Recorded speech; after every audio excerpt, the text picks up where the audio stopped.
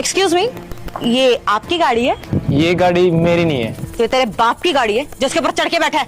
उतर। अरे मैडम, ये क्या बदतमीजी है? अगर मैं गिर जाता, मुझे लग जाती तो? गिर जाता तो?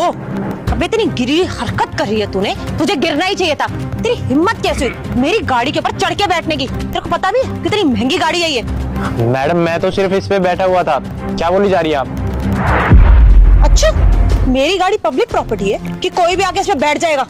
ना औकात में रहना सीख।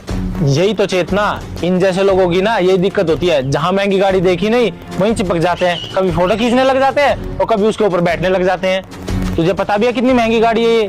तेरी औकात भी नहीं है इसके आसपास भटकने की। और मेरी फ्रेंड ना बहुत अमीर है, और तुम जैसे लोग बैठ जाते हो इतनी महंगी गाड़ी पे। तुझे पता भी है इतने की गाड़ी नहीं है जितने की मॉडिफिकेशन हो रही है इसमें। तुम जैसे लोगों को ना मेरी दोस्त अपनी गाड़ी के आसपास भटकने भी ना दे।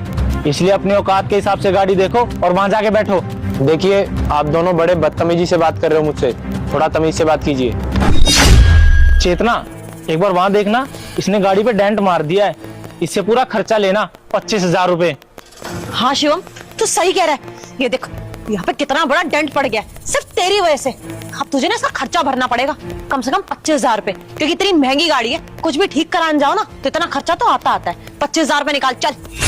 मैडम, आप कौन से डेंट की बात कर रही हैं? मुझे तो कोई डेंट नहीं दिख रहा इस पे। 2 लोग बोल रहे कि यहाँ पे डेंट है, तेरी अकेले की मानी जाएगी? चुपचाप से पैसे भर इसके।